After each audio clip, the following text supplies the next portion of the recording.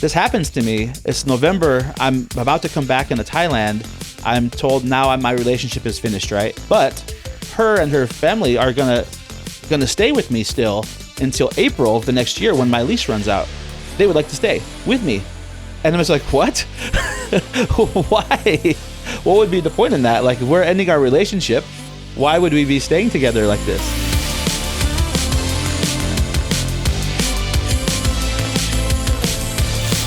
What is up, guys, and welcome back to the One Night in Bangkok podcast. If you guys are new here, my name is Eric. I'm all the way from Boston, USA, and I've been living here in Thailand for 5 years now. If you guys are coming to Thailand soon, if you want to move here, hit the subscribe button. I'm bringing you so many cool people and stories, and I don't want you to miss anything.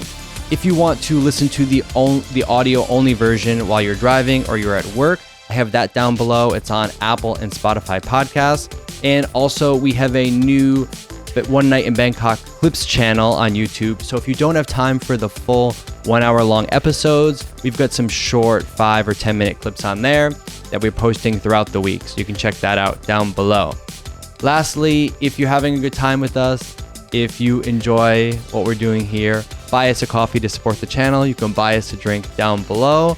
We appreciate your support. We're just crossing over 10,000 subscribers now, and we're going to keep this party rolling. Tonight, I have my friend Chad back.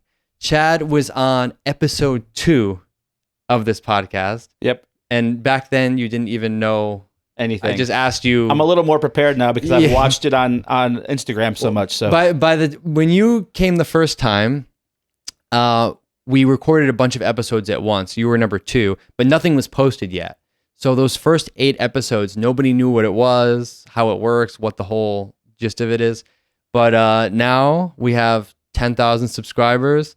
We've got lots of pressure, few million views on Instagram, and people are stopping me and Ern all the time now in Bangkok. Like, oh, I see your podcast. I see you on Instagram. You?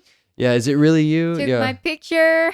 Yeah. So interesting having you back again. So I'm hoping this time I'll be famous afterwards. Yeah. Well, it can be a good and a bad thing, because when you go out, I'm not saying it's a bad thing, but maybe you don't want people to see what you're doing sometimes. That's true. Yep. So, but give a little background on yourself. Where are you from, and what are you doing in Thailand? Yeah, I moved from the U.S. about 6 years ago. My family home's in Michigan. I lived in Tennessee before I came here, working as a digital nomad, basically, remotely, and have started a couple of businesses here in Thailand over the 6 years, bars and restaurants, and have had a lot of interesting experiences with starting all this stuff, failing at certain things due to landlords and all the stereotypical problems you could run into here. So, but it's still fun and entertaining to learn more about these things and start little ventures here. So you were on episode 2, which I think is called Bangkok Nightlife Explained, where we kind of talked about the differences between beer bars, go-go bars, nightclubs, and we talked about that's right. some of the stuff that happens. You had a project and had an interesting story. So if you guys are moving to Thailand, if you're even thinking about starting a business here, or even if you just want to go out and you don't want to get scammed, check out that episode. Sure. It's an interesting one, especially for someone that's never been to Thailand before. So, but tonight, actually, I wanted to have you on to talk about something. I had an idea about what to talk about tonight, but then you said, actually, can we talk about something different? And I said, what did you have in mind? And what did you say? I said, what it's really like to date a Thai girl, to have a Thai girlfriend. Because I think that's a really interesting thing that a lot of people, either they're coming here for finding this, or when they get here, they realize it's a great opportunity for them, and they're finding girlfriends. And there's some complications to this. There's some great things. There's some weird things, everything. But it's interesting. Like, there's a lot of stereotypes, and there's, a spectrum of different realities to it. But yeah. That's a good word, spectrum. Yeah. So it's interesting to see some experience. I've had some long-term relationships here, and good and bad experience out of all of them. So before we even jump into this at all, I have to give the disclaimer right up front.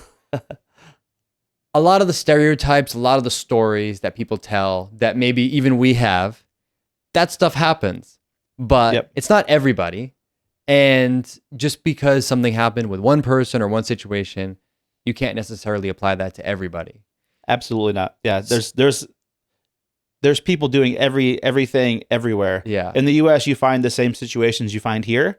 There's just higher percentages of certain activities going on in different places. And So I think Thailand is famous for some of these things, and I'll get into this later Yeah. for some specific reasons. But I just want to say up front, just because we tell some story, we don't expect everybody is like this. right, And also, a lot of guys comment and they will say things like, you can't date a Thai girl because these reasons, are all Thai girls are this, or all Thai girls don't like this. And it's not really This that simple. type of girl is red flag. Yeah, you speak English, it's a red flag. You do this, it's a red I was flag. shocked with You're- that comment. Your Oh, yeah. your Earn is too Western. It's like, okay, go back to the farm, Earn. We don't. you need don't you like anymore. some Tom? No Yeah. way. She's Yeah. not Thai.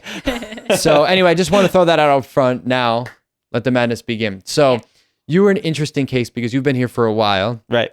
and you are like a really good case of someone that is. I mean, you live here year round, right? Right, yeah. Not like a holiday destination. You've had businesses here. You've had girlfriends here.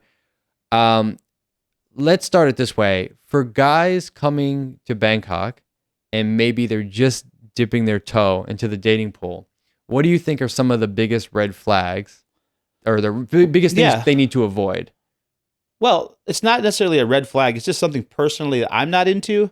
And what I noticed after I first moved here is that so many girls are interested and are totally going for long distance relationships. So if you're coming here on a month vacation or 2 weeks and you're meeting some girl here, they're absolutely down in most cases to pursue a long distance relationship with you. Mostly this is because either they really like you, they hope you're coming back soon, or they want to come and they want to leave Thailand at some point, a lot of times, and live in a Western country sometimes or another country. They have more opportunities. When you say long distance I relationship, agree. Well, you've got what they call vacation, boyfriend, and but do you girlfriends, mean right? like legitimate long distance relationship, or I do you think mean so. they're playing like multiple guys at once? But it's different for everybody, right? Some girls certainly are playing as they're looking for as many opportunities as they can, right? So maybe they've got a lot of vacation boyfriends, and maybe one of them comes back and it works out. But a lot of other ones, they don't have much experience, or they don't have a lot of boyfriends before, and they meet somebody that they're really interested in, but they're only here for a short time. They don't want to lose that opportunity, so they can stay loyal, they can stay interested. It just is. My thing about it was I was so surprised to see how many girls are accepting and really interested in these long distance relationships. And in some cases, they're more for that than they are for someone that's living here full time, because they feel this person doesn't want to leave and take them out of Thailand. That can be a problem. You know, if you want to date somebody as you're living here, they might want to get out, but when they figure out that you're not taking them somewhere else, that relationship could be over pretty quickly. And I felt that's happened to me before. Yeah. Earn, do you have any friends, or have you had a long distance relationship with someone outside of Thailand? Never. But what about your friends? Yeah, they do have that, but it's never worked for them. And also, like the way you mentioned that Thai girl mostly like wanna have a like serious relationship, even it's just like vacation boyfriend. Like for example, I think maybe because when it's vacation boyfriend, you kind of like you have a very short time to spend time together. Right. So the guy treat the girl very, very well. So deep down, even the girls know, yeah, it's gonna end very soon. But she also hope that it's gonna be a good relationship, gonna be a serious relationship after that. But Well, that's the thing about dating and longer term relationships, is that until you actually live with somebody and you learn like what your pet peeves are against them, what you like and what you don't like with this person, you really don't know. So these short term vacation relationships, you get a lot of the like honeymoon stage only, like the good stuff. yeah, And you don't have the day to day living long term together with somebody or seeing them every Yes. day. And I think like people don't know how that relationship's Like- going to go. It's a little easier to like go my back to my friends. home country and then have this anticipation to come back and see them again. Mm. It's kind of nice, right? But Yeah. it's like dating for the first time every time they come It's like back again. it's like you put all the positive energy to Yep. each other. For example, my friends, she's like fall in love so easily because this guy like one night he treated me so well like a princess, hmm but he's going back to his country soon. I hope that he's come back and then Yeah. we have a good time after, but like it's always like end. So Chad, what was your first Thai girlfriend like? How did you meet her? What was her situation? Why did it not work out? My first Thai girlfriend, like a long term relationship, or just like Yeah. someone out. Okay. Um, I think the first time it was it probably didn't work out mostly because I was new to Thailand and I saw like, hey, this it's a fun time for me to go out and party a little bit more than I'm used to at home and meet as many people as I can. So having a serious girlfriend was something that I wasn't interested in right away getting here. But I was seeing a couple of people, and it wasn't really much of a long term relationship. So she was extremely interested in dating me and claiming me. But I found a lot of jealousy if I was talking to someone else, and we weren't on the same page of it being like a real relation, like exclusive relationship. And so at some point there was a couple girls I was actually talking to. I had to cut them both off and say, "Listen, I'm not anyone's boyfriend at this point. I'm done with everybody here," because it was a lot of pressure, like Okay. keeping time with people, and like there was some expectation coming from their side more than I had because I was really new to Thailand. But I guess I didn't really answer your question. So the more of a longer term relationship happened, and as I said, it was 4 years long, and the end of the relationship happened while I was back visiting in the USA. Is this the one I'm aware of? Or Yeah, no? yeah. Oh, I think so. the one that's not too long ago. Yeah, right. Okay. So it's been a couple years now. Okay. But yeah, so the end of the relationship is basically about the perception that I'm not leaving Thailand and taking her somewhere else, Oh, really? and I'm not getting her a visa to my country. So she felt like maybe I could do something to get her a visa to the USA, which is really difficult for Thai ladies to get. Yeah. And outside of, marrying or getting a fiance visa, there's nothing I can do. Like you can't just sponsor somebody to come to your country like you can in other places. And so she didn't see me as wanting to leave very quickly, and just didn't feel like I was ever going to do that for her. So I think that was what caused the end of the relationship. I think I remember some problems with her where maybe she was even jealous of people at your work. Oh yeah, for sure. So yeah, I definitely had somebody working for me, doing some contract work in my U.S. company, and because I paid them for the work that they were doing, she was very jealous that I was giving money to another girl, even though it was because she was working really hard for me, and I couldn't ever get over that conversation that I was paying her for the work she was doing, but she couldn't handle money coming from me to another woman. That was a big issue. And that's I think consistent in a lot of places. If somebody sees you're dating somebody and they see you giving something to another girl, whether they earned it from like working for you, anything, it doesn't matter. Like it's a big problem. It's a little strange, yeah. It's a weird way of thinking about it. I find that Thai women are incredibly jealous and possessive, and maybe they Can won't. be, yeah. And also combine that with they don't directly communicate. Yeah, that's the biggest thing. So I would say not all people are super jealous here. A lot of them are. It's very stereotypical jealousy here. But I think the biggest issue is that people don't tell you directly when they're upset about something. It takes a while for that to come out. Yeah, you'll find out when you see walk outside and your car is on fire. Correct. Like it's something that's basically my experience. Or if you something hear like the that. words "up to you," if you hear those words, you know there's a problem. You need to start. Okay, what's going on? What happened? Why did she say that? Yeah, I mean, Why you guys look at me? because Do you say this? pull the mic. I- Wait, pull the mic a little closer. Uh-huh. No, like slide it this way. Uh-huh. Just like this. Uh Yeah, okay. yeah. I agree that you say Thai women are super jealous, but I mean it depends Well, I don't on, think they're all super jealous. I think it's we get a jealous lot we're are, jealous yeah. Yep. easily. But like can I ask like just because you're giving the money to the girls just for work, or because the way you talk, no. like This is my staff member, right? That did a lot of really important work for me, building some database and things like this. And I had an agreement with them that for the work they did, they got paid a certain amount. And it was almost like my girlfriend was not okay with me paying her the money that she had Mm-hmm. earned. And I'm like, well, what do you want me to do? Like, How did you meet not your pay? girlfriend? How did I meet my girlfriend? Because I think where the situation in which you meet someone Yeah. makes a huge difference. Let's see. I met her. Oh, I met her on an app. I met her through Tinder originally. And I went on one date with her. And then at the end of the date, she was going to meet some friends and go on a small trip. After that, I didn't see or talk to her again for 6 months. And at some point, 6 months later, I saw with my line contact with her that it was her birthday.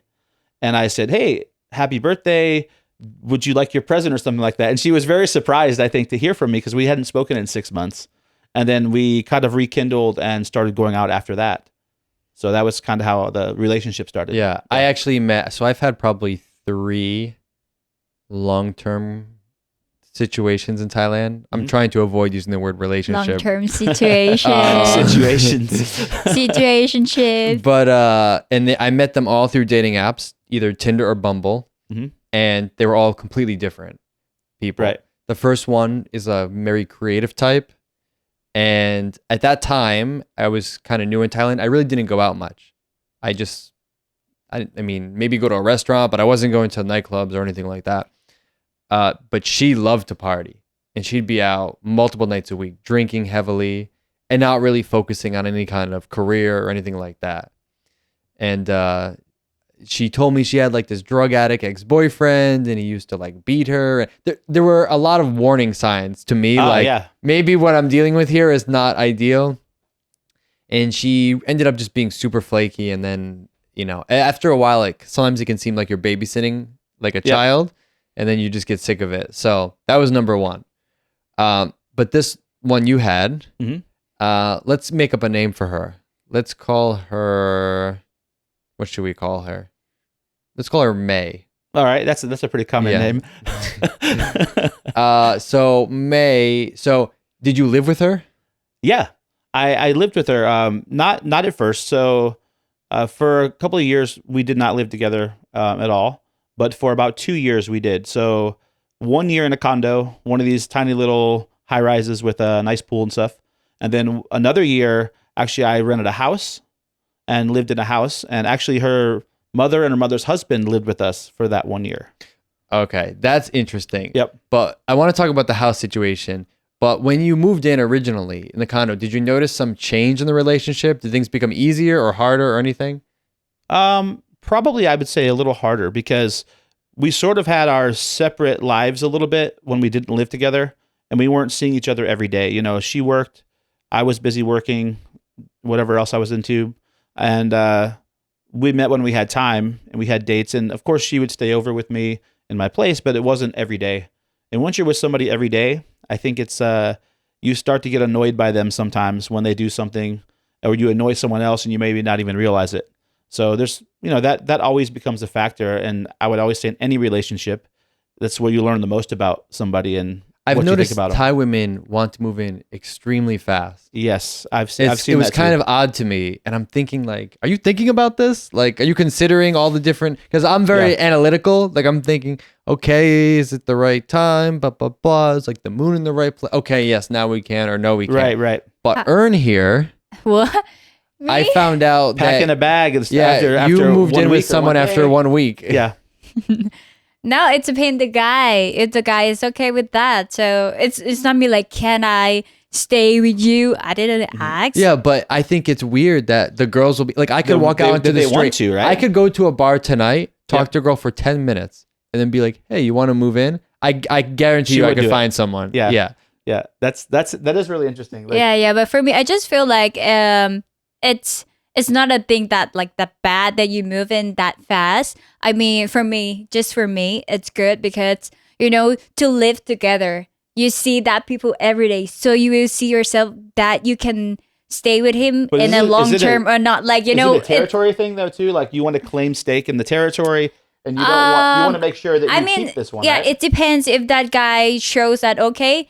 You can move in. I would love to have a serious relationship, so why not? You can move in, and then you will see if you live with each other.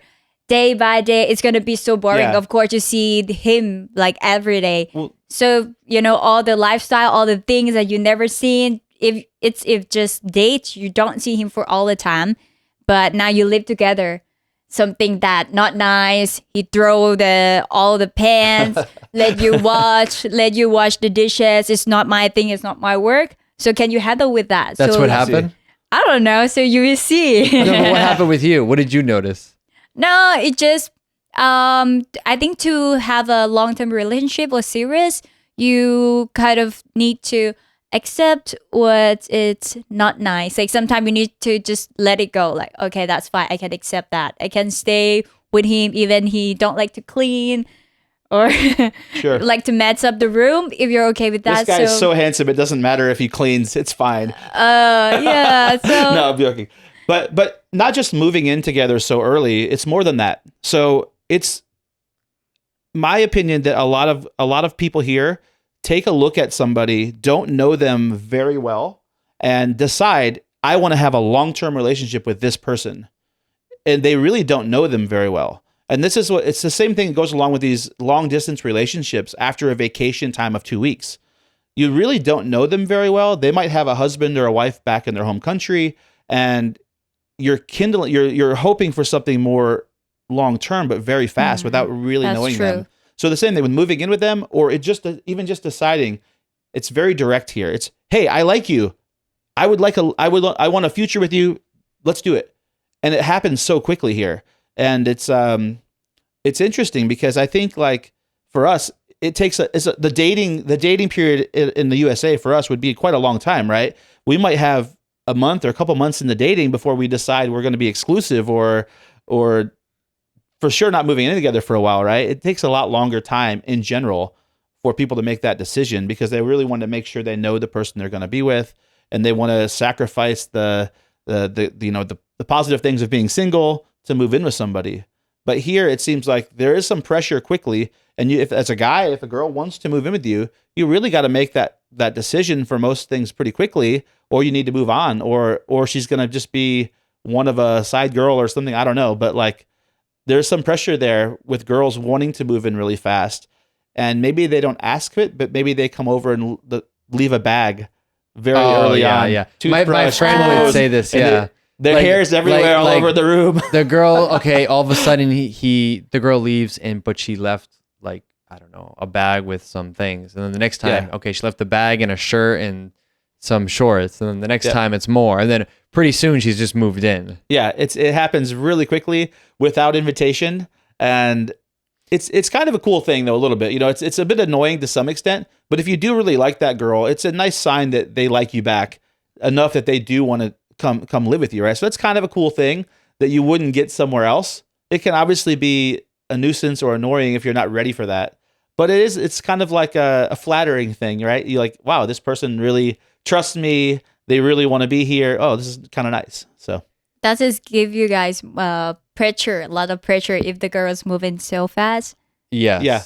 Because I've lived with a girl, not in Thailand, but I've lived with a girl before in America. And once you move in with someone, I feel like it's that much harder to back up and get out of the relationship or fix problems. Absolutely. I think it only makes problems worse. And if something isn't going the way you want it and you want to change what you're doing, it's much harder to leave when they're living with you, and maybe they don't have somewhere else to go if you break up. And so that's kind of a thing you have to consider, like, not in the long term, but I mean, there's going to be some time period where you can't just kick them out on the street necessarily. You've got to get them along, like make sure they're going somewhere they're you guys with. Just gonna prefer to just tell her that, okay, I don't want, it's too fast, or I think sometimes guys, you feel like you don't want, but you don't say it directly. Well, I've had this conversation before, and the girl took it like, oh, it means he doesn't like me. Right. But it's not that. It's just, in my mind, it's not at that point yet. It's going to be a slow build. It's a bit of a cultural difference, right? Yeah. But you had this interesting, I've never met a foreigner, I don't think, that has lived with both the girl and her parents. So tell me about that situation. Well, I rented like a pretty big house, and it was just something convenient at the time. Then we were working and running a food shop for a while nearby, and we had help or cleaning the house and doing all this stuff. So it was nice to have them around there. At that time, it was getting to be a pretty serious relationship, like 3 years into it or something. So I think it was fine for me. I didn't like there was a big communication barrier with the language with her Oh, mom. they don't speak English. Yeah, not at all. Or just barely. Do you feel like they liked you, or do they feel like they just... I feel like they liked me okay. Yeah, I don't think there was a big problem. I felt like they were uncomfortable or scared of me a little bit. Like I didn't like them, but I never had any issue with them. But I think they were nice to have around while the relationship was going good and stuff like this. But again, it becomes much harder. Like when you're breaking up with somebody, Yeah, and now you you're have breaking some up with their family parents. living there. Yeah, right. Yes. And then what happens is, okay, let's say you decide I want to break up with her. Well, this Then- wasn't my decision actually. So she decided to break up with me. Well, but I'm just while saying. I was in the USA, right? Imagine you're in this position though. Mhm. You're living with the girl Right. and her parents, and I don't know what. Well, no, this is a great thing. So not a great thing, but it's a weird story, right? So this happens to me, and this is like November of a couple years ago, right? So it's November. I'm about to come back into Thailand. I'm told now my relationship is finished, right? But her and her family are gonna stay with me still until April of the next year when my lease runs out. They would like to stay with me, and I was like, what? Why? What would be the point in that? Like, if we're ending our relationship, why would we be staying together like this? But And- they don't have like the place that they already have, like, you know. No, they didn't have another place to go. Oh. They could have gotten one, but they wanted to save money, of course. So they just like, it's okay. We just stay here until the lease ends, right?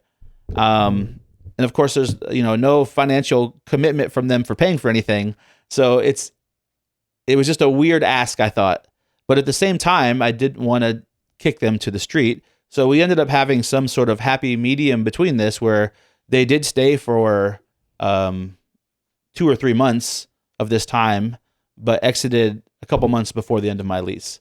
But it was just it just made like basically I was in a time of limbo, a really awkward time where I couldn't really pursue any new people because I'm living with my ex still, who's like staying with me, and her family's still there. And it's just it's a really hard.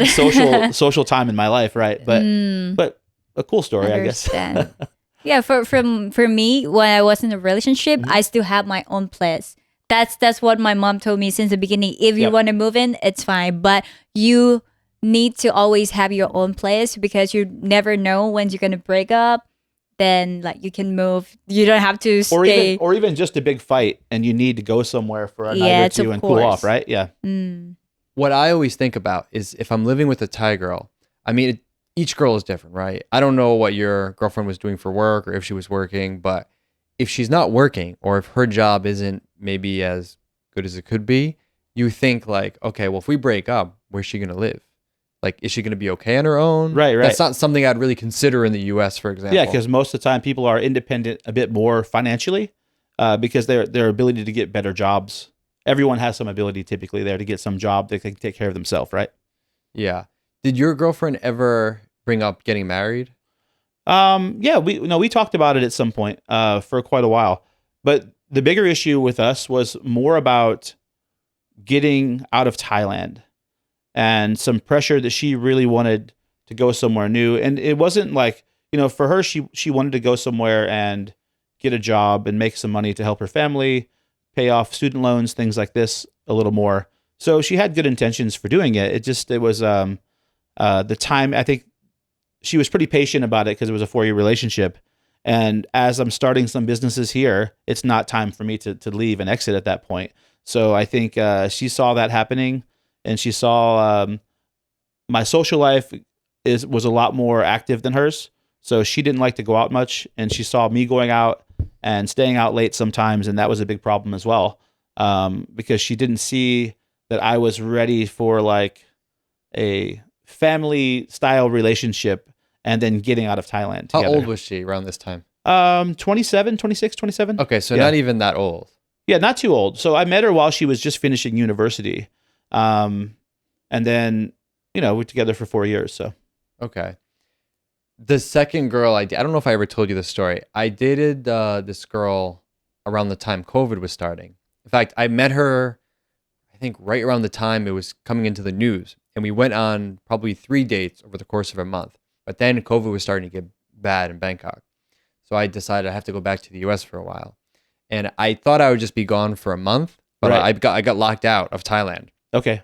So it's kind of a weird spot because I liked her, but I don't know when I'm going to be able to come back to Thailand. So we kind of said like, okay, we can keep talking, but it's nothing serious. If you want to go with someone else, that's fine. Like we Mhm. were totally fine about it. She was a lawyer, by the way, a corporate lawyer. And I like giving examples like this because people in the comments will say things like they have some big assumptions about the girls you can date in Thailand. Right. Like a lawyer would only want to date a Thai person or something like Sure. that, and it's not totally true. So a very smart, like on a great career path, working very hard, but still some interesting cultural things. So she was going to a wedding on an island, and I'm not going to say which island because it might blow this guy's spot up, but but she was going to a wedding on an island, a friend's wedding, and there is a photographer who's very popular on Instagram. I'm almost positive everybody watching this video has seen this guy's photos. And she reached out to him and basically just said, hey, I know you're on this island. I'm coming to this island. Can you recommend any places to stay, like around this budget? She just asked some question like this. Right. And he responded. And then that was kind of it. But then a few weeks later, she mentioned him again that he had been talking to her. And as soon as she started down this like path, I knew exactly what was going on. So she would actually send me the screenshots. And, he didn't say anything overtly bad, but I can tell he's into her. Okay. And the problem is this photographer who's a foreigner, he's from Europe. He has either a long-term girlfriend or a wife that's European that he lives with, and they run a business together on this island, right? She says no, he's just being friendly. But Chad, you and I know Yeah. when there's a girl that looks a certain way and there's a guy that's talking a certain way, we know what's going on. Yeah. Yeah. Pretty much. But Intentionally or not intentionally, there's something subconsciously happening or unconsciously happening, right? But I didn't really care because for one, it's not like we were this serious thing. And two, he's on this island far away from Bangkok and then she's in Bangkok, right? So months goes by, maybe like 2 or 3 months, and he's coming to Bangkok for, every so often he comes to Bangkok for some work thing or whatever. And she tells me, and she's like, oh, they're going to meet up for food or I don't know. I honestly, I don't even really care. Like I'm not a jealous person. So this is where it gets my whole thing got twisted. So they were supposed to go out on like a Saturday night, something like that. And whatever, they went. So I call her on my Saturday night. Okay. Which is her Sunday morning. Yep. And when she picks up the phone, I hear, like she's in a very busy city area. I hear the BTS. Right. Now, she lives with her family Not on the around other side of the train. river. Yeah. And it's like 8:30 or 9:30 in the morning where she is. Is she doing the walk of shame at this point, or? So I immediately, she didn't even say anything. She just picked up the phone. Yeah. And I immediately knew what happened. Mhm. So I said, where are you? And she didn't even lie. She's like, oh, I'm just getting the BTS. And I said, where are you coming from? And she's like, oh, I was really tired last night. I didn't want to go all the way home. So I just stayed with whatever his name is. Yeah. And she's like, but nothing happened. Nothing Of course happened. not. And but the part about this story that was kind of shocking to me is not that this guy's trying to get with her or something like that. Or not even that it has nothing to do with me. What I was shocked about is she knows he has a wife on this island. Yeah. And they run a business together. And she went anyway. And she claimed, nothing happened, that he didn't even try anything and whatever, just by her saying that. I mean, I think we know any red-blooded male is gonna, go for it. So I think it was pretty obvious she's lying, but I was more shocked that someone in her position, like not like a bar girl. Well, we not- mentioned Mia not Noy like in a- the previous episode, right? Yeah. So sometimes Mia Noy likes to come in and take someone else's guy, right? So that's maybe she was hoping for that situation. So that's always kind of been in the back of my head that if this woman, who I had a lot of respect for, works very hard, like, you know, maybe her family doesn't have a lot of money, let's say, but she's not in the Sukhumvit nightclubs for sure. Mm-hmm. She's what I would call a normal, hardworking Thai woman. Right. If she was okay with just, you know, spending some time with a guy who she knows is married, Right. that's really messed up to me. Ern, what do you think about this? I don't know, but yeah, if that type of girl, it doesn't matter that she work in a normal job or what, but like she might hope for something. Yeah, for I don't know. Or otherwise, I think could be the guy that might say something like, "Oh, yeah, she's my wife. What? But we're not in a good relation. Like we have some problems." Guys like to say like that, or even like someone who come flirt on me on like Instagram, and I always look up on Instagram. I say like, "Oh, you have a girl," like, or sometimes you still have the girlfriend picture, and he said she is my ex. Okay, your ex, but still have the photos on yeah. Instagram. All right. Well, for the record, I still have the photos. Yeah, I don't yeah. care. No, but like for the other guy, and yeah, he just say that we have some problems. Like we gotta break up soon, something like that. So maybe that girl, You're scheduling the breakup. the girl maybe got that words from that guy. So she might be like, okay, they're gonna break up soon. I might be the next wife after that. So there's something could be that reason. Another thing, a topic totally different now, that I've done this now a couple of times, and I'm doing it currently, is that when you start getting into a longer term relationship with somebody, and there's different opportunities here for that person and for you maybe as running a business together. And I see a lot of expats, a lot of people that have a Thai wife or a Thai girlfriend, and they run some business together. I think that's also kind of a thing that happens a lot in relationships here. If you're some sort of entrepreneur, you definitely fall into that. Maybe you see that someone you're dating doesn't have great opportunities or good job prospects, so they're not getting paid much of something. So you want to make some opportunity for them to help them along the way and start some business together. I see this a lot here, and I see it fail a lot too. But maybe it can go either way. Do you mean helping the girl set up her own business, or do you mean doing a business together? A little of each, actually. Yeah. So I mostly see people doing a business together, but I also can see that if you could help somebody with some experience or some advice to stop them from working a Thai job that gets 15,000 baht a month or something like that, and maybe you can help them with something small, they can do something on their own to make a little more money. I think that's a really cool thing you can help out with. But I also see just people getting into businesses together, and that sort of binds a relationship. It makes it a little harder to leave and a little harder to there's more, if you have problems with that business and finances become a problem because of it, then you have more arguments about money and things like this too, right? So my whole MO here is to try to keep things as simple as possible. Mhm. I don't want to be stuck in a position where if I leave, she's not going to be able to eat or she has nowhere to live. sure. Like, that's why I'm very hesitant to move in with someone until I know. Basically, I don't want to move in with someone unless I think we're going to get married. Because Yeah, I think that's But that's sort of reasonable, but I would just still say you won't know that until you live with somebody, It's because true. you might be really annoyed by something they do. Maybe they're dirty or like a little bit, or maybe they do something that's like just a pet peeve to you and you don't want to, like, you just can't put up with it, right? And you see them in a whole different way.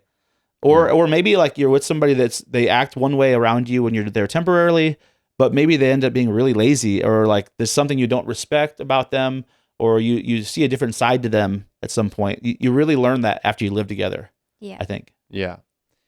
Going back to the story I just mentioned about this lawyer girl, the thing I wanted to illustrate with that story is that the cultural difference in, let's say, morality, if that's how you want to put it, or Yep. what's acceptable, can be very different here. Because I think in her mind, it wasn't what's no big deal. Like, Yeah, I okay, think so. maybe he has a wife. I don't know. not my problem. I feel like in the U.S. it's things like that are taken more seriously. I've had a lot of girls that if I've met somewhere, they ask me first question, do you have a girlfriend? The second question, do you have a Thai girlfriend? Yeah, but I've had girls, just being honest, I've had girls ask me that, Right. and I'll say, yeah, I have a girlfriend. But I've seen that they don't care. If you have a Western girlfriend, they absolutely don't care. But if it were a Thai girlfriend, they care more, and they don't want to hurt another Thai person. Oh, really? No, I haven't. I've seen that a lot. Yeah. They'll ask me if I have a girlfriend. I'll say, yeah.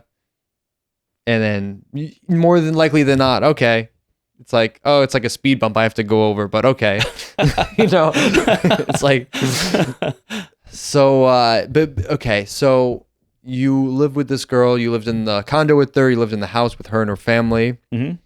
And then what was that move out process like? Where you're like, see you later, guys. Because you told me she had a new boyfriend, right? Well, this was way after. Oh, it was after. This is way after. So they were, now she has a new boyfriend, but this is like not while we were living together, and it was sometime after. And where is she out. currently?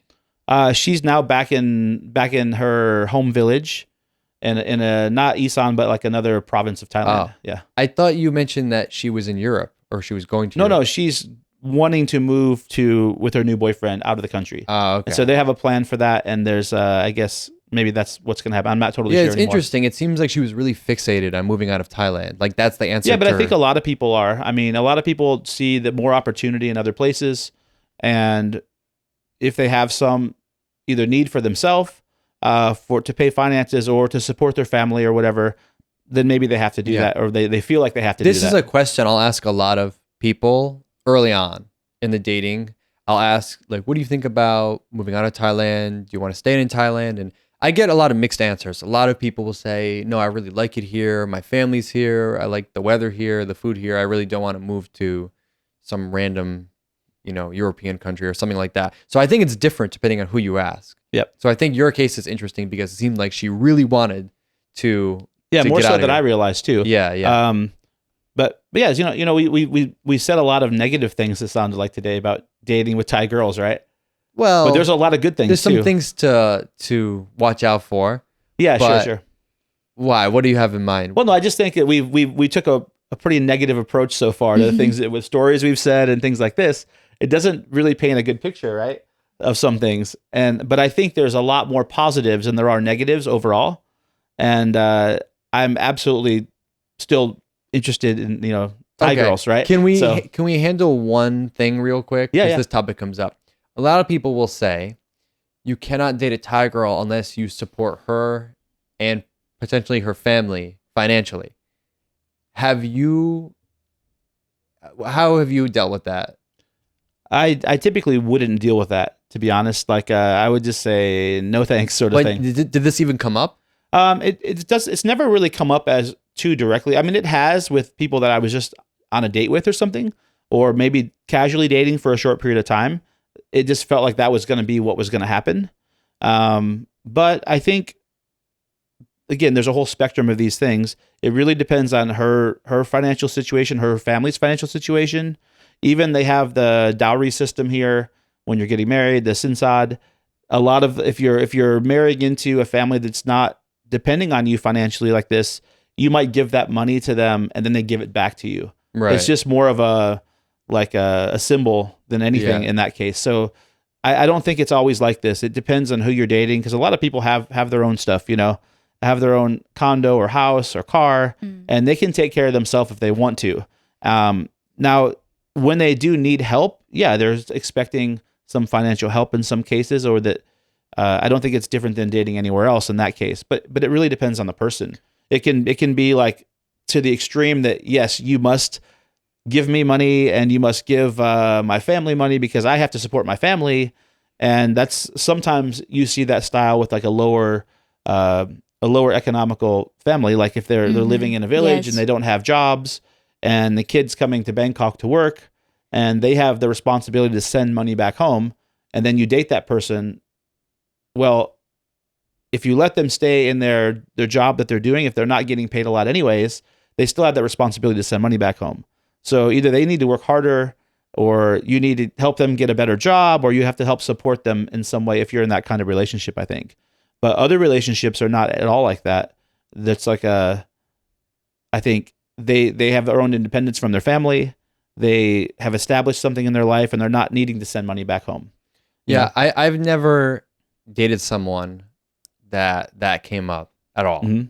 Not sending money to them or their family or anything like that. Oh yeah, right. And I would say of like the 3 longer term relationships that I've had, 2 of them lived with their family. The lawyer lived with her family too. Okay, And another one owned her own condo. So right. I just want to put these real examples out there because I just get sick of reading the comments like, oh, it's always like this. I don't doubt it happens. But if that keeps happening to you, it might be something about your approach or where you're meeting these Where you're people meeting or the the people, I type of think. people that you're meeting. Especially if you're coming here on a vacation and you're going out to you're meeting people in nightlife places, right? Whether it's a red light district or a nightclub or somewhere in Sukhumvit where you're out partying, and you might encounter people in these places that are almost like predators, and they're looking for financial support in their relationship, right? The same thing when you see a lot of really older people dating really younger people. There's typically it's about financial support, and that happens a lot more here than it does in other places, I think. Can I say something about that? Because a few times we've brought up the topic of like older guys dating much younger women here. And sometimes people call me out in the comments for it. And I think some of their points are valid because they'll say like, it's not always like that. Sometimes it's, it's the girl really likes him or something. And I think you're right. What we're talking about when we mention these situations, it's not just that the guy is older. It's that he's not matching this girl on any level, like not on looks, not on lifestyle, not on anything. It's like usually an old, not so great looking guy trying to date a girl that's probably out of his league anywhere else. And, of course. And then you're compensating with that with Yes. money. But we've seen probably, I mean, I definitely know older guys here. Mm-hmm. I know one guy that's a pilot. Yeah. Okay. He flies 747s and he has I don't know how old he is, maybe 50. I don't know. But he's probably dating a girl 20 years younger, over 20 years younger than him. Right. But I don't think it's weird because, I mean, I think they're just really a good fit together. I think she really likes him. I think they have things in common and they like enjoy experiences together. Yeah. I think if they both know what they're getting into for this and they agree to it, it's great. It's an option here. It's something that they can decide on their own if there's some trade-offs, right? Maybe in looks, maybe. But you see the guys at the mall. Like if you go to Terminal 21, sure. You'll see the guys that look like, I don't know. I don't want to be mean, but they don't look like them and the girl don't match. It just doesn't make any sense.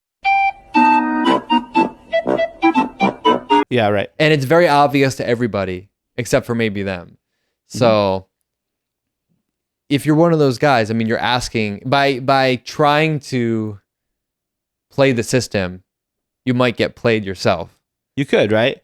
But I mean, I think some people and the girls' side of it, they're not trying to play the guy a lot of times. I think they're getting a better life and they're willing to accept the differences in culture and age and looks and everything else. Like their priorities are different. Yeah, they're getting the support they need to have a happy life. And because of that, they're willing to make the trade-off to be with someone that might be, as you said, like not in their league, right? As far as how they look. But maybe for them, they care more about, hey, this guy is successful in some level more than me, is more knowledgeable than me in some level, and I really respect that. I think some people maybe are dating that way, and it's just a very different perspective than what we see a lot of places. So, Ern, tell me about, not you, but your friends. You must know somebody that had some situation. I want to know, like, have any of your friends had this talk with their boyfriend about supporting them or their family or something like that? About like the money to send back to their family? Yeah, of course they talk about this, and but it's just not the thing that like you have to send. But if we're gonna be so serious, we should support them because, for example, you can see some Thai girl still live with her family, which mean that the family thing it's so important for Thai people. So that's why no matter what you do, the job or whatever, it's something that it's culture that we should send it to him, like to the family. So yeah, so it's normal for me. And there Yeah. could be some pressure coming from the family on that girl as well. That, hey, you're Yeah. here to do this for us. You need to step it up. That's sort of what happens. And I've seen, firsthand a little bit where the family is pretty blunt about, hey, give me something.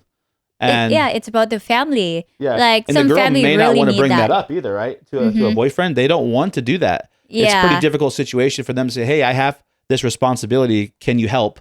That's a hard thing, Yeah. I think, for them to ask. Of course, like the girls, like my friends, they don't want to be like, don't seem like we are asking for the money, Right. but they might have some words that we should help their family. But just depends your parents. But my parents, like, if he can support you, so that's it. Like, no need to try to send the money to the family, like to our family. But if he would love to do that, that's fine. That's great. So, Chad, Mhm. like you said, we talked about some of the things to watch out for. Yeah, yeah. But what are some of the benefits of dating Thai women? Well, I think the benefits are, one of the big things is like the passion you get out of them. They're very, to me, I feel like the smallest things can light them up as far as like being happy. And you do something very minor for somebody, cook them a meal or share some cultural experience with them. They would share something they wouldn't know about growing up in Thailand. And it's such a cool thing to share that with them and just see like their face light up and like they're really happy to know this. It's something that like when you're dating with a new culture and you're able to show something cool to them that they really think, oh, that's awesome. How did I never know about this? It's a really good feeling to share that with somebody. And I think just the smallest things like going out to eat street food with somebody and seeing them being like really appreciative of like, wow, you're trying to learn my language. You're trying the food with me that I like. Yeah. And even though it doesn't cost hardly anything, you see something like a very like positive response coming from someone. So I think that's really cool. I think a lot of places you might find something like this and it's just like, meh, like nobody's too excited about much. But I've had a lot of experiences where just the smallest things you do for somebody here, they're very appreciative and very warm to you because you've showed them something new or shared something very little with them even. So I don't know. I like that. That's a big part of it for me. Ern You- is agreeing with you. Yeah. I mean, I know there's Sometimes different you- versions of this story You don't too. have to be a like in typical like sport boyfriend, like try to pay for everything or to show that you're rich. But it's just some small thing. You try to learn our language. You are happy to try our food and like share how does it taste like, and it's cute for us. And also for Thai girl, of course, sometimes if we date with foreigners, we like the levels of the money we have is different, right? Mhm. So sometimes what we can do, maybe we can cook for you. We can do something like that. That show that we're a caring person. Like I think that's how Thai women like to do when they are in a relationship with Well, foreigners. And we talked about, the dating out of your league thing with the older people versus dating a younger person. It's the same even with people dating around their own age. Even for me, I can date way out of my league here. Like dating in the USA was, I thought, really horrible. And especially in like East Tennessee where I was living, there's not a lot of choices in Well, a smaller place, it's funny. right? I'll see like guys in the U.S. that I know, Uh-huh. good-looking guys, Yeah. or good-looking guys that have a lot going for them. Yep. And then I look at their girlfriends who don't have much going for them in any way. And you almost think like, man, I need to get this guy to Thailand it's right like, away. that could be a business right there. Yeah, Like, yeah. Let me show you the way. For sure. But it's a truth, right? Like I feel like we have the ability to date out of our league here. And whether we're dating out of our league or in our league or whatever, I find a lot more prospective interest here since I've been here than I would somewhere else. And, whether that's a financial thing or just people are interested in foreigners so much here about different cultures, whatever it is, it's a truth, right? We come here and we are able to date on a higher level than we could back in our home. I think most people will encounter that and can't say that's I the wrong wasn't thing, dating right? a finalist in Miss Universe in America. That's Yeah. for sure. Uh-huh. But in Thailand, you can do that. With a little help, you could put him in that, Yeah. that thing, right? And so let me actually transition to this. Where do you meet these girls that you can have positive experiences with? I think you could really meet them anywhere. I mean, maybe. Sure. I mean, yeah, I'll just say anywhere. But depending on where you meet them, there's certain things you might have to watch out for. Absolutely. Weed them out. Yep. And I think for most guys, they don't have that filter, and they're at a bar, at a nightclub, like on. Well, you may not have the access either, right? You don't have the access into places or to social networks that get you other situations full of people, right? So that's why I think most of us are meeting people through apps and things like this. Yeah. If you meet somebody that's actually like a quite a good catch for us is sometimes it's coming through an app because we don't have the access to go to a place that's mostly a Thai area or mostly Thai people speaking Thai. And if we don't know how to do this, like it's hard to meet and really get into something there. Well, this question comes up a lot. So I'm going to give you guys some definitive answers. And Ern, you tell me what you think. So people say, how do I meet a good girl? I don't want to... they say, well, I can't meet them at a nightclub or a bar or something like that. I'll say, well, actually you can, but there's a lot more things you have to worry about. Correct. You need to watch your back at a lot of these places. And maybe unless you're here for a while, it's hard to... Now I know if I meet somebody in a second, even just by their tattoos, if they have a certain tattoo versus another kind of tattoo, that can be a big indicator of like what their whole deal is. Yeah. Like for example, if she has a giant back tattoo of like a Japanese style or Chinese style back tattoo, right, she probably isn't going to be the one you want to bring home to your mom. Personally, I love those tattoos though. So whenever I see girls with those tattoos, I'm like, ooh. But compared to like, oh, she has like a little butterfly or something on her arm, like different. Totally different. Yeah. What's wrong with the butterfly? No, there's nothing. That's what I'm saying. But I'm saying like even tattoos, they're not all the same. Or like my first girlfriend had a tattoo on her arm. It was like I don't know what the style is, but it's like a more like an artwork kind of thing on her arm. Right. She had like a half sleeve, but she's not working at a bar or something. Yeah, my girlfriend now has a full sleeve.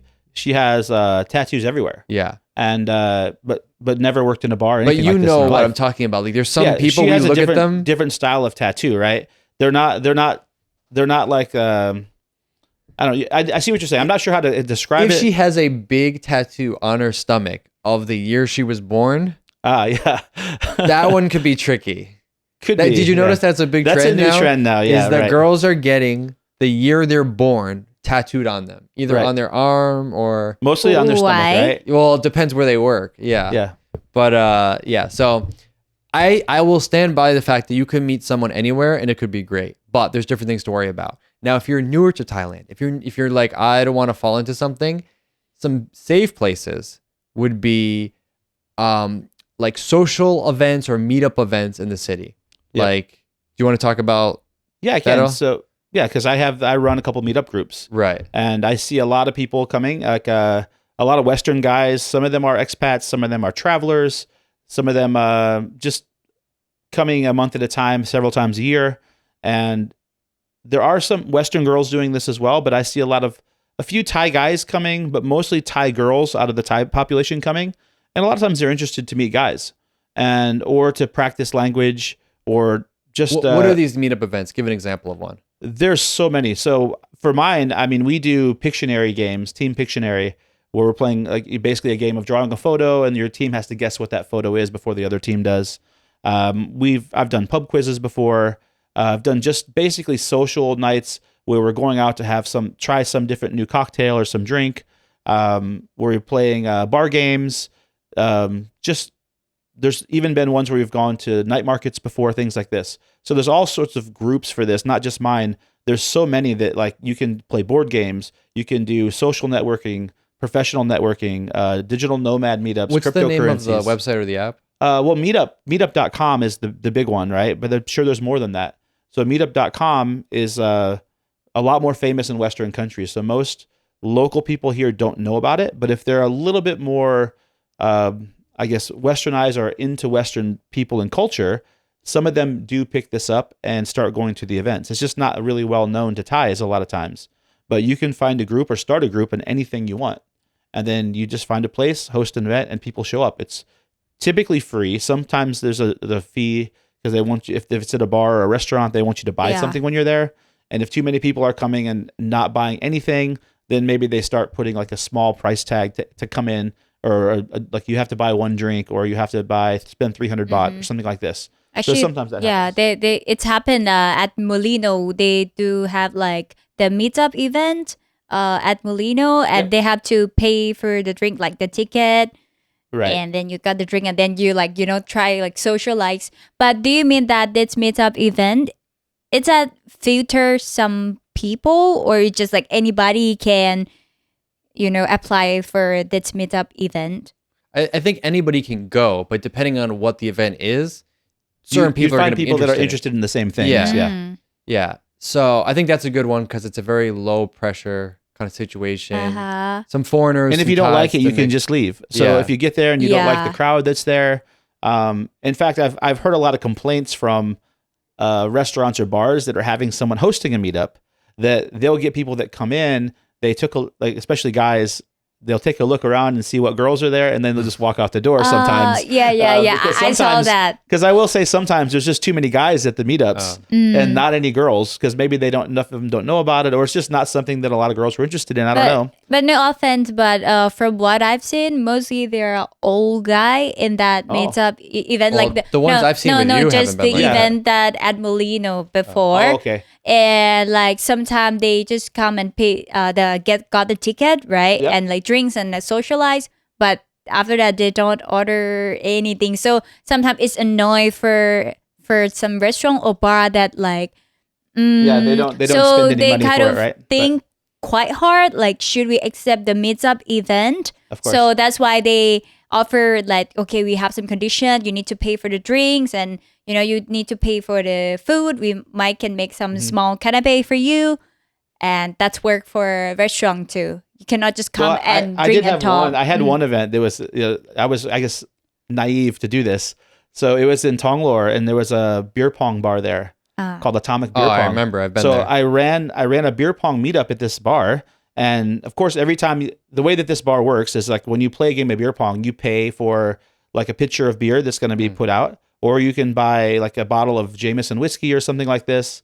And they put like a little mixture of Jameson and soda or whatever you're going to drink for this game. But there is a fee for playing each game, and that fee is about the alcohol price. So if you come with a large group, we had 25 or 30 people.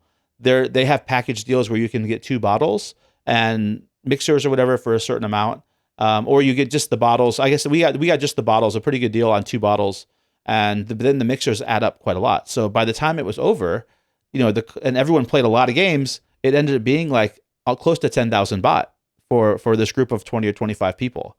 And there were 5 or 6 people in the group even though at the beginning we said, hey, do we want to do this deal? This will be the approximate cost. This is how much the bottles are. Then we have to buy the mixers. They didn't bring money, and they just assumed, oh, I thought this was free, even though they were told it wasn't. It was I think like they knew it wasn't free, but they just didn't want to pay for it. Yeah. And so I got stuck paying for, a lot of people doing this, and it was fine. I just learned that not to run a tab altogether at a meetup, to charge individually. Yeah. So even if I go to if I host an event at some bar or restaurant, I'm going to tell them, they want to know like, hey, how do we want to run the tabs? Do you want to put it on one tab? I'm like, no, because I don't want to be responsible for that at the end, right? I just tell you need to charge as you go if there's a lot of people there, because someone can just walk out at any time too and never come back, right? And you don't know. And they kind of want to blame me for that. I'm like, I don't know these people most of the time. They're just someone that come to the meetup. So you got to be a little careful as like a hosting one, but in general, they're pretty decent people coming. You get to meet a lot of interesting and different people. We know somebody that goes to some of your meetups that maybe he's a German friend that he meets quite a few girls at those meetups, doesn't he? Oh, yeah. So yeah, a lot of guys can have some good success, right? Yeah, that's true. So I think I became friends because like my meetup was very successful for him to meet people.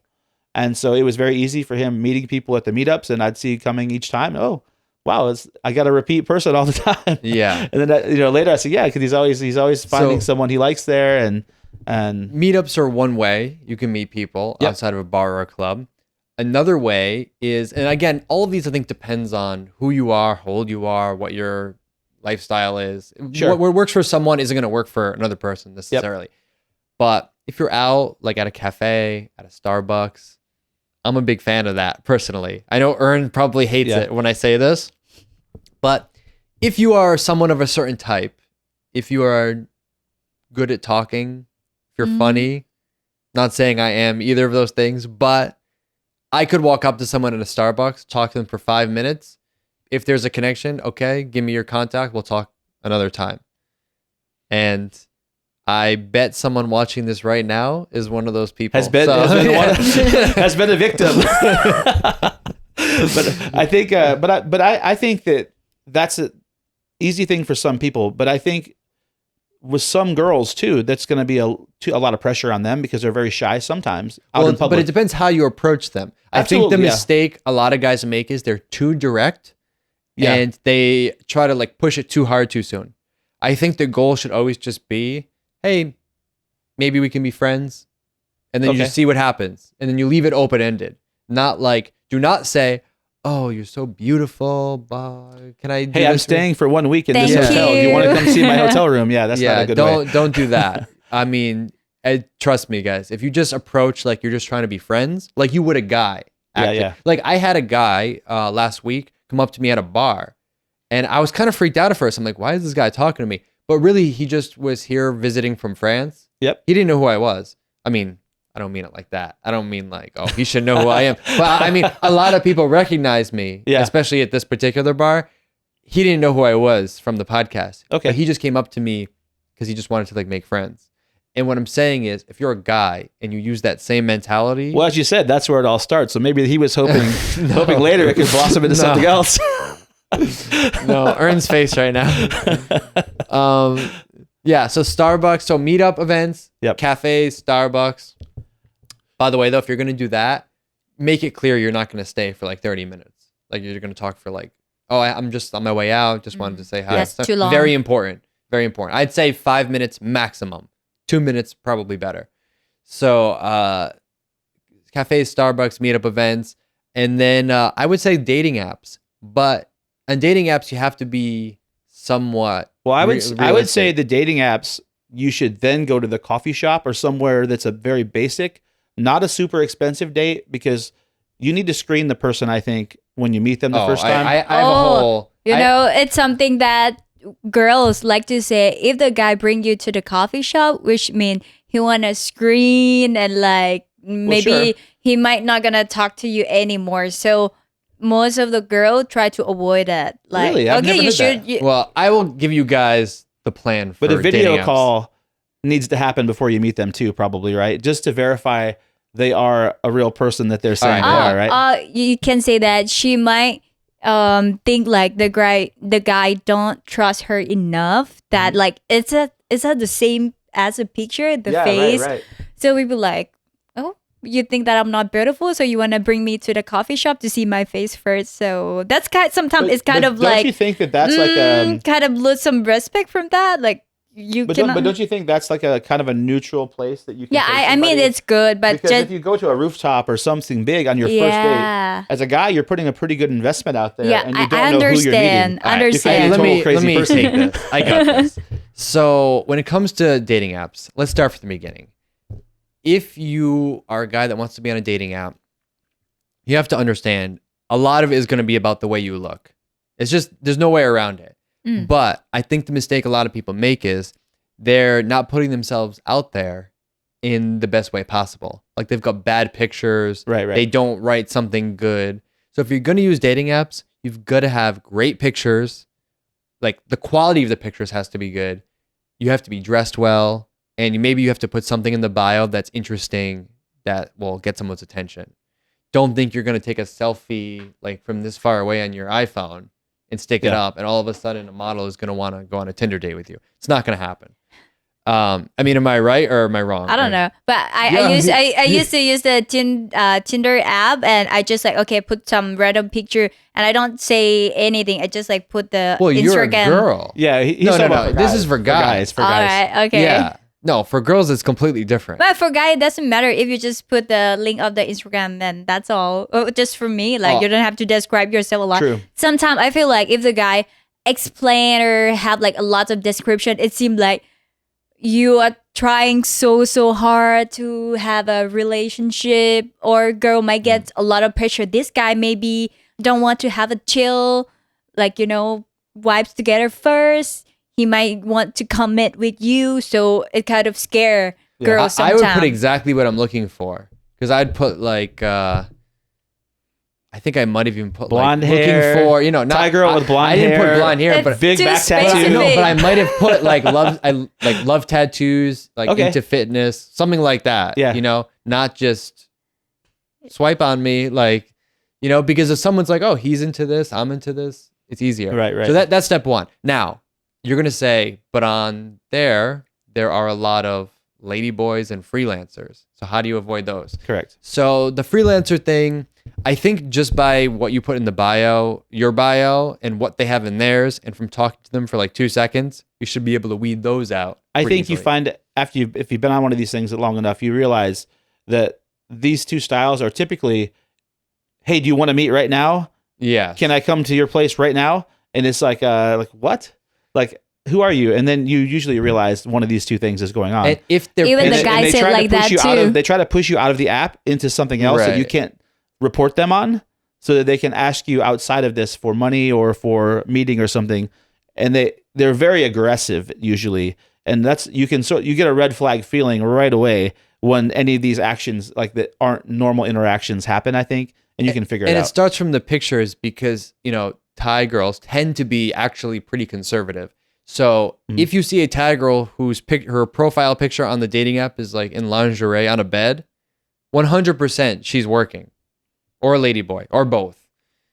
Why are you shaking your head? No. You think that Thai I girls? don't agree with that either necessarily. Oh, you think It's not everyone. I see a lot of girls Yeah. that make a lot of really sexy pictures and put them out there on Instagram and everything else, but they're not working like this, right? So they're just, but they do want some attention. My friends who like very sexy girl, she just want to share. That's it. This is her interest. That's what she likes. This is called marketing. She likes to wear sexy thing. It's her body. It's what she likes. But I'm saying, does she wear? She's not a working girl. Does she sit on a bed in a certain pose in a bra and make that her profile For a picture photo, on they Tinder? might. Oh, I would. I think you sometimes we might to open mind more, because sometimes nowadays people it's more like arts, like fashion, or just something that people like it. It doesn't mean that you're sexy and then you're So I would type agree. of certain. If you see this kind of people. profile picture, it is a red flag. It's There's a big definitely- red flag. there's But you definitely love gonna that. be- But you see that it's a red flag. But guys love that. So it's I so don't like that. contrast. Yeah, I think if you're showing that to everybody, but you don't even know, Yeah, that's what I mean. It's a red flag, right? If it's on And- Instagram, I'd be a little more accepting of it, because it's. but a dating app, you're branding yourself being a certain way blasted very out to fast. everybody. Yep. But the ladyboy thing, I've got the foolproof method on this. Okay. And we did a separate episode about ladyboys. I don't know if it's gonna post before or after Talk this. about that a lot. But the way if on the dating app you're talking to a ladyboy, I have a 3-strike system. Okay? So first, if they put their height, or maybe you can just judge by the photo, are they taller than me or shorter than me? Right. Now I am about 174 centimeters. Okay. About 5'7", 5'8". If they're taller than me, doesn't mean they're a ladyboy, but I'm definitely paying attention. Right. It's piquing your curiosity. Yeah. Number 2, do they have any obvious plastic surgery? Okay. Like, do they have like a boob job, or like does it look like they had a lot of face surgery? Again, doesn't mean plastic surgery they're a ladyboy, because a lot of girls have plastic surgery in Thailand, as we've talked about. But if they're taller than me and they have that kind of plastic surgery, now I'm really like, oh, this could be a problem. All right. And now here's the final one, and this is the biggest one. If you start talking to the person and you ask for their Instagram and they don't want to give it to you, almost guarantee they're a ladyboy or they're hiding something. Because on Instagram, if you can go to someone's Instagram and scroll back like years, like 2 years, 5 years, 8 years, it's very hard for someone to look the same for that period of time. Not impossible, but very difficult. So if they give you the Instagram, but the photos only go back a year and a half, that's another red flag. So if you put all three of these together, even two of these things together, and I'm like, I'm out. But all three of these things, Okay. there's no way I'm showing up. And then as a last safety measure, when you meet for a date, don't meet at the date location, like at the restaurant. I've made that mistake before, guys. And I almost had someone that looked like, I said it on a different episode, looked like a WWF wrestler came in and yeah, it was not a good, I had nowhere to run. I was stuck. I was in the restaurant.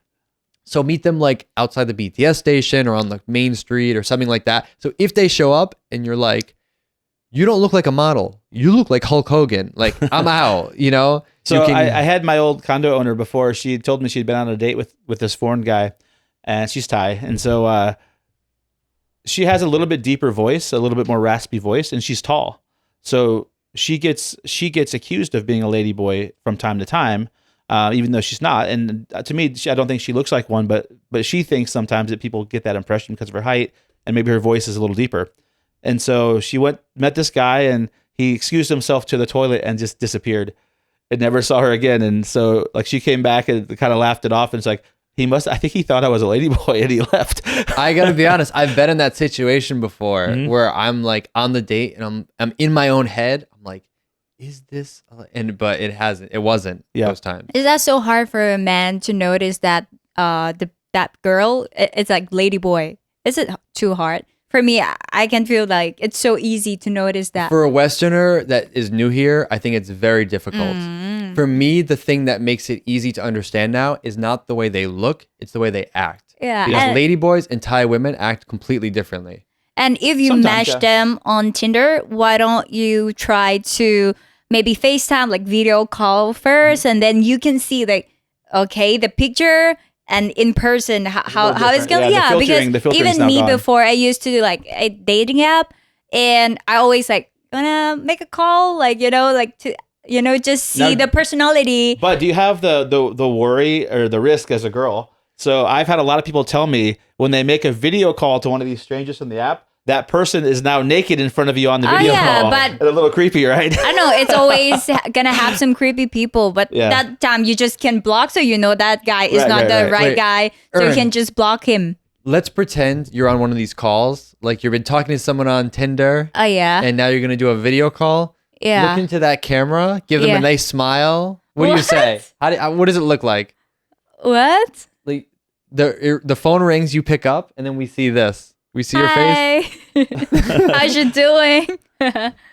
Earn here. I don't know, but I don't know. It's for me. For me, it's more comfortable if I can talk with this guy first before I meet, like in person, because the way he talk, you can feel it that we can get along together, or nah. I don't think we should meet. I don't think that. So you can just tell him straightforward. You don't need to waste your time, and you don't have to worry that if he's smaller than me, or if the girl, she's higher or taller than me. You don't have to worry about that, because you talk and then you will know, and that's it. You don't need to have the tips or tricks that much. You just talk.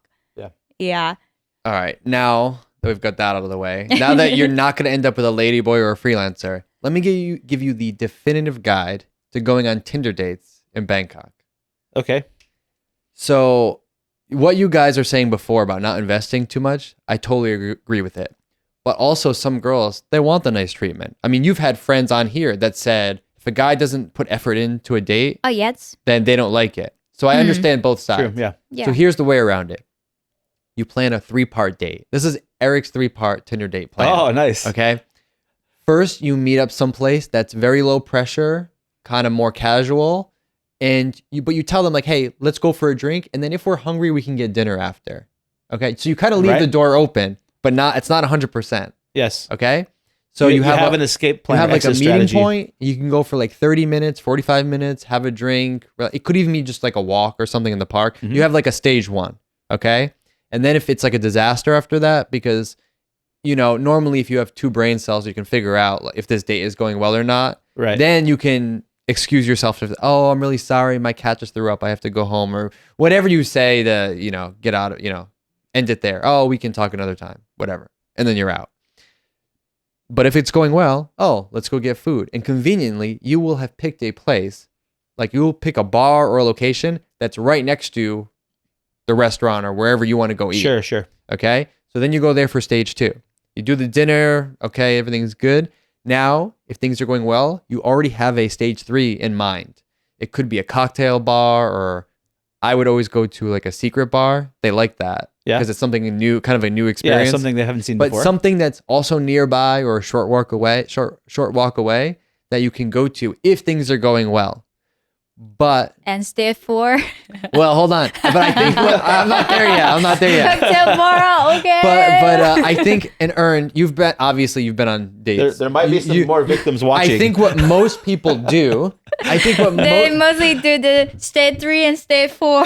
I think what most people do is they'll just go to dinner. Yes. They'll have a maybe awkward 1-hour dinner.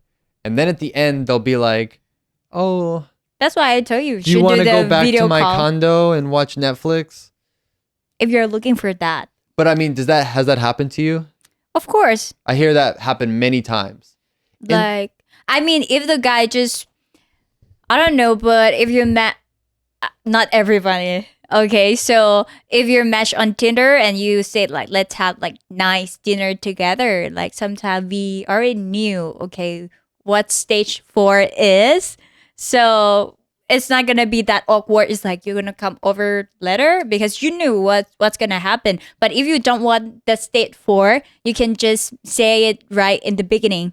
So yeah. But I've had girls before that have come in for a Tinder date, for instance, and they have already, hey, can I leave my bag at your place before we go out? See, that would be a red flag to me. Because I wouldn't want a But girl. if you like I it. really felt like, wow, stage 4 is coming for sure. I that would be a red flag for me because I wouldn't.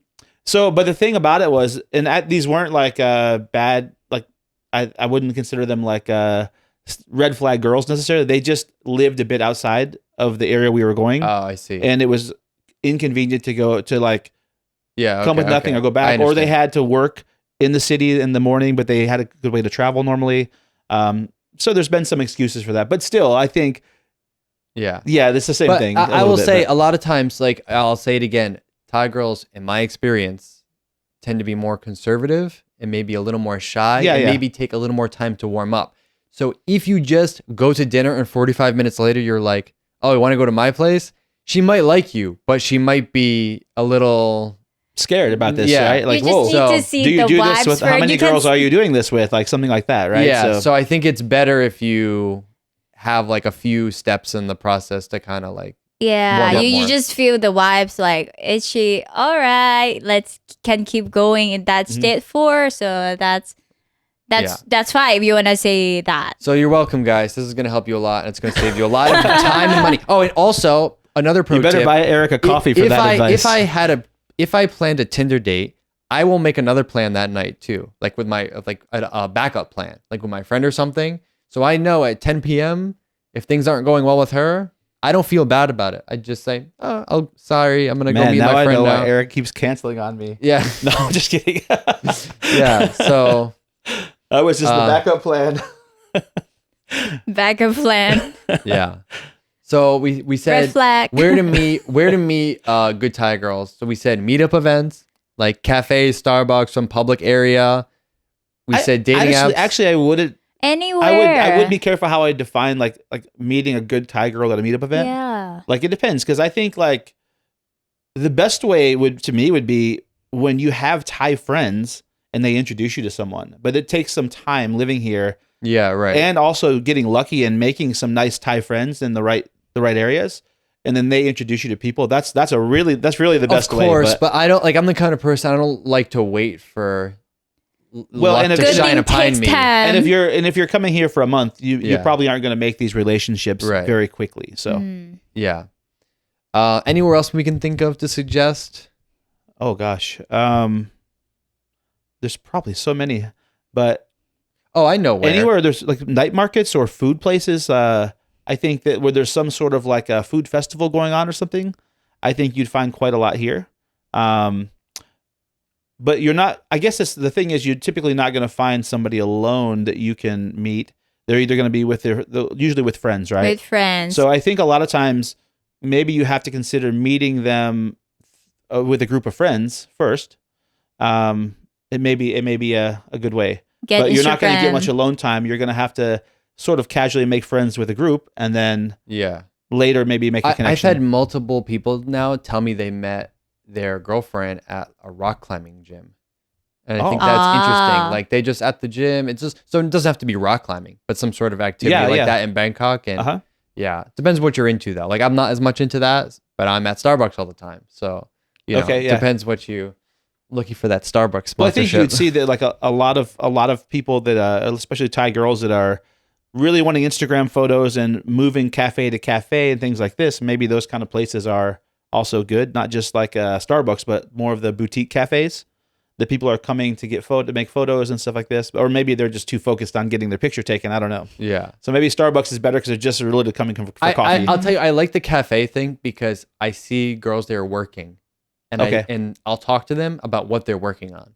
Oh, my job is because they're trying to make content sometimes, right? No, that's not about. They're not social media people. Like they either work in a company or they have a business or something like that. Oh, right. They're using the Wi-Fi and sitting. Yeah, working. yeah. Okay. But I'll see some of these people. I'll start to notice, especially if you go to the same ones every day, same cafe every day. I'll notice the same girls there every day, or that's true, 3 days a week, or every Monday. I don't want to say I have a notebook and like jot it down like their schedule. I don't do that. But like I noticed this girl last week. I didn't talk to her, but I know she had red shoes on, which is kind of unusual. So I remembered her. But then I've noticed now, oh, she's back again. Oh, she's back again. Oh, and so I'm assuming eventually. Did you ask her, hey, where are your red shoes today? I didn't talk to her, but I'm just saying that would be very easy for me to say, oh, I've seen you here a bunch. Like, you working, you're freelancer, like not a freelancer, like that freelancer, but you know, like those are not the questions to ask right away. Independent contractor in her own thing. Yeah. Are you working? Are you a freelancer? Yeah, like a graphic designer or something like that. So anyway. So those are some suggestions. Again, if you're traveling here for a short time, I think it's going to be hard. If you're traveling here for a short time, I still think the nightclubs are going to be the best, but you have to be meetups are okay for this too, I think. Because in the meetups, you are getting people that are generally interested in meeting Western guys. True. And the good thing about the meetups is you can meet someone there and then be like, hey, I'm going to go here later. You want to come? Yeah, usually the meetups end up, a group of people kind of meet each other and they go together to the next place. They look for another place afterwards. If it's a weeknight or a weekend or something, they're usually looking for the next type thing to go, and you can learn a lot of new places that way too. So we talked a lot about the girlfriend experience and where to meet potential girlfriends. We've talked about holiday boyfriends before, right? Ern, what's a holiday boyfriend? I already said that. So it's like a vacation boyfriend, but you know that once the trip's end, then you are strangers. It's pretty interesting here how you, in Thailand, I mean, this doesn't happen in the US that I know of, right? But you can show up, meet someone one night, the next day you're on a flight to Phuket, you travel around Phuket, Krabi, wherever, have a great time together. Yeah, a week later this is you're amazing, on the plane. Right? Like you might meet somebody here that you would think, hey, they have work responsibilities, they need to do something, responsible in their life, but instead, with the day's notice, let's go on a trip together. They're gone. And it's amazing how trusting people are like this to go with almost a complete stranger on a trip together. And I've seen that so many times. I've actually had people from my meetup group contact me and ask me, do I know some girl that would like to go on a trip with them? And like, I thought that was really strange too. Like, hey, I'm not a pimp. What are you doing? But it was kind of funny because like, they were just like, hey, I'm going to go to Khao Yai National Park for 2 or 3 days. I'm wondering, do you know some nice Thai girl that would like to go with me? And it just like, we'll just meet somebody and ask them. They'll probably want to go. I also got some friend who just like, she's very good looking, and like some guy that she said, we've been friends for so long. He don't think anything more than that. But one day, the night, he just takes to my friends and like, hey, I'm going to send the car to your place and let's go to Pattaya together. And like, maybe you can bring your friend. Okay. And it's just like, Yeah, pretty oh, random. But yeah, sometimes it's pretty bringing a random. friend is one thing, but I mean, even I thought it was so strange when a girl was like really wanting to come on an overnight trip, like with you after hardly knowing you and like far away from their home, right? Like we would be worried It's in our home scary that for me. someone might murder you, right? Like, hey, this could be a Yeah. crazy person, and what's going to happen here? But there's like people are so Yeah. trusting, and they thought, wow, they got the opportunity to travel, they're taking it, like even if Yeah. it's just domestically here. Ern, have you had this experience? Not really, but like just for my friend, and I just told her straight away that like, are you sure? Like you didn't know him well, or if, even you've been friends for so long, but like, friends not like this. If you're a real friend, and for me, I used to went on a trip with a guy without like didn't know him that much, but just like okay, let's have some trip together. But it went not that good because I didn't know him that well. I feel uncomfortable. I feel like he tried to treat me as a girlfriend, and Right. I don't feel that way. I mean, we might like each other a little, but like it's just too fast. Like, okay, you're my girlfriend in this trip. You, Oh, I had the opposite. it's kind of I feel like that man tried to control me. Like, okay, let's have a dinner. You should spend time with me. This is like because I pay for you, blah blah blah. Oh, right, And after the trips ends, I told myself like no more like this. Don't be in rush. Take times, try to get to know people. And I would say like you guys ask me a lot about like dating, and I always said like my friend's experience because actually I don't date that much. I have to be sure, a little sure first that okay, this guy, it will be safe with this guy, and then I would just go with them. Or even like so many guys offer me a nice dinner when I get on a date and go to stage 4, which I knew was gonna happen. So I'm kind of no, maybe we can meet somewhere during like the day doing some activities because sometimes I'm just not looking for it. How many DMs have you gotten in the past month with guys asking More you?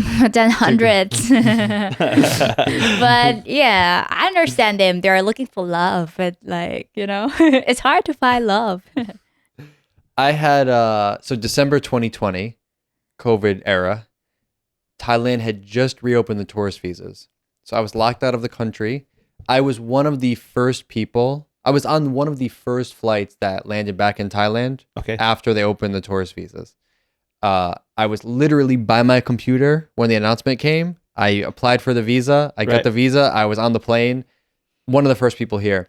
Went into the 2-week quarantine, which was one of the most difficult things in my life, to be honest with you. It was like I did this once. Yeah, it was horrible. It was hard. Yeah, never again. While I'm in the quarantine, what else? I'm on Tinder. So when I got out, the first day I was out of quarantine, I didn't even have a condo yet. I was. But he staying, had 4 dates. No. Well, I had some things lined up In the but room. I was staying at the Marriott, Tung Law, the one next to the BTS on Yeah. Sukhumvit Road. Very nice place. They actually, there's no guests at that time. They upgraded my room to an executive suite. Oh, So I nice, had yeah. basically an apartment, and it Right. was like 2,000 baht a night. It was crazy. But so I met this girl at W District in Prakanam, and she said, "Oh, can my friend come?" And at that time, I wasn't as experienced. I would only in Thailand for about a year at this point. A year, maybe a year and a half, something like that. But it is pretty common for Thai girls to bring a friend on a Yeah. first date. Now I would just say no. Or I would say, oh, maybe we'll go another night. But I think it's a weird dynamic when Yeah. it's like the girl and her friend and you. Maybe if it's like you and your friend and the girl and her friend, it's okay. But I don't like this triangle Yeah, thing. yeah. So I went on this date, very boring. And so I bounced out of there and I met another friend of mine. And from that, like you said, she was the mutual friend. I met another girl. Let's call her, should we use her real name or should I make up a name? Well, to me, it doesn't matter because I don't know who it is. Let's so. call her, let's make up a name. Let's call her Bao. All right. Even though her real name is a fruit, but I won't say which fruit. I'll let you guess. Because you know how Thai people have like fruit names? Must have been a Tangmo. Som, Oh, yeah, actually, Som, it could've been Som. actually, I know there's a lot more than I thought. Yeah, there's a lot. Champu. Okay. Champu, Actually, yeah. let's call her fruit. Okay, Let's call it fruit. Let's just call it fruit. So I'm trying fruit, to guess. Are there Me- girls named Manao? I don't know. Yeah, I think so. Manao is lime. Lemon, yeah. Yeah. So I met her this night, whatever, had a great time with her. It was like the next day, they're already talking about in the news locking things down again because of COVID. And I'm complaining to her about it, like, oh, I can't believe they're going to do this again. Like, I just got back. I just got out of quarantine. And she's like, let's go somewhere. And I'm like, what are you talking about? And she's like, yeah, we can just go to Krabi or something. Yeah, let's go to the beach. And I'm thinking, I met you 12 hours ago. Like, and so like 2 days later, we're on a plane to Krabi, and there was nobody there when we went. But I remember we got to Krabi, and she's, I love how Thai girls are. They're very polite. They take care of you. Oh, let me get this. Let me do this for you. Let me, whatever. But we get to lunch, and I'm talking to her. And I didn't know this girl, right? I spent a few hours with her, and I'm asking her like naively, oh, what do you do for work? Where are you from? Basically, she told me her story was she just got out of a long-term relationship, and she wasn't really working. She was living in Hua Hin maybe with her boyfriend. Her boyfriend owns like a restaurant there. Okay. And immediately I'm like, oh, I get it. Like, she doesn't have a job. Her job is being in a relationship. Yeah. She needs someone to take care of her. Mm-hmm. And now that someone's going to be me. And I don't want it to be Lucky me. you. Yeah. So already like from the first day we landed in Krabi, I'm like, this is going downhill fast. And over the course of like a week, I was starting to really, because for me, I like seeing someone being productive, like being healthy, like doing something positive.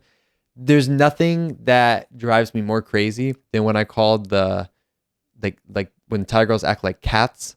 Like they just sleep all day, they get up, they eat, they watch Netflix, they go back to sleep. I can't stand that. Okay? And that was this girl. And I think she started to realize that I was losing interest. But the problem is, there was this dilemma. I didn't want to go home because in Bangkok, everything was locked down. Out in the islands, everything was kind of, I mean, it wasn't like there was no tourists. But there wasn't many people, right? You can go to the beach. It's not that there were not many people. There was nobody. Oh, wow. Like we went to Riley Beach and it was completely empty. Like we were the only So were the person on shops the beach. and stuff open? Nope. No? Okay. Nope. There were like very few restaurants and stuff, but most of the stuff was just for the people that live there, like year round. So I had this great idea to what you guys aren't going to see this crossover coming. I was like, oh, we gotta get out of Krabi. Like I need a different place because I'm getting sick of her. I'm getting sick of Krabi. There's nothing open. So I'm like, let's go to she said, let's go to PP Islands. I'm like, what's PP Islands? Whatever. So we go to the dock, the pier, waiting for the ferry. And as we're walking up to the ferry, I see a very tall foreigner in the distance. And I thought, that's weird. I've been here for a week and I have not seen one foreigner. No foreigners. Who is this really tall foreigner? And as I get closer, I realize who it is. It's Chad from CB Media, who at the time, now he does more like automotive content, car videos. But back then, all of his... This is the guy from Atlanta, the YouTuber, right? Okay. Very popular YouTuber. And at that time, he was doing all things about Thailand. Mm-hmm. So now it's Chad, me, and this girl I don't like on PP Island. And we were there for, I don't know, maybe like another week or week and a half or something. And I didn't want to go. I didn't want to go back to Bangkok because everything was still closed. But I was just so sick of this girl just like tagging along, like a little pet. I didn't like it. Like I was just like, I got to get out of here. But I couldn't just tell her to go home. I had to, we had to go home together. So I literally canceled the trip early, went back to Bangkok just so I could offload her. But that's what happens when you meet a girl and then 12 hours later you make a plan to go on a trip. So unique Thailand experience. Sure. I think one of my weirdest stories, like I'd been here, so I'd come on a vacation here to meet some friends that were teaching. That was my first experience in Thailand. And then within 6 months, I was moving here to try to live here. But as I got here, it was like I did my family Christmas, and then the next day I took a flight. So I was here just before New Year's. I got settled into a condo and everything, and, chatting away, meeting someone on Tinder or something. This girl, she wanted to come to Bangkok. She was actually not from Bangkok. She was from Lopburi, like the famous monkey gang city. And so she wanted to come and hang out for New Year's. So it was a naive thing. I said, yeah, sure. I don't really know that many people here yet. Come on, let's do it. Let's hang out for New Year's, do something. And I needed to go meet her at like the Mo Chit BTS station. Oh, that's kind of because she was busing it in from a couple hours away, whatever, 3-4 hours away, wherever the Lopburi is. And I'd never been to Mo Chit before, really. I kind of knew how to get there, and I was just kind of following my way. So I was about 10 or 15 minutes late, and I walked up to this furious girl who was like a little hot because she had been standing outside for 15 minutes waiting on me, and was just like horrible attitude. And I literally saw this, and I said, nope. And I just turned and I left. I said, what was I thinking? And I was like, no way, I'm done. This is not going to be my New Year. And I just turned around and left. And she kind of was a little shocked when I told her I was leaving. And I was like, well. She was mad because you were late? Yeah, about 15 minutes late. I'd only been in the country for like a week or less than a week, right? I didn't really know where I was going. I kind of went out of my way to go get her. And we would go to dinner or something. And I just saw like kind of a bad attitude. And I was like, this is not how I'm spending my New Year's. And I just said, okay, thanks, but no thanks. And I just turned around and I was like, I'm out of here. And I left. So it was kind of like a weird first experience, but I learned a lot from that, right? Like as far as be careful just meeting people who you think are attractive that you met through the app and maybe had a video call with, like maybe they're crazy or weird. There's been a few crazy stories I've had with meeting people, but most of them are normal and things like that. But this one was I just saw like a really vicious bad attitude from something so small. And so my first impression of this person was this, why would I waste my time spending my New Year's with this person? No way. And I'm just like, all right, see you later. So it kind of backfired for her. She was coming on a trip with a total stranger and it ended before it started, right? So just had a bus. She probably stayed in Bangkok or she just busted back home. I don't know what she probably did. went to meet another foreigner that night. She probably had someone else to meet. Could be. Or she busted back to her home. I don't know what she did. I never talked to her again.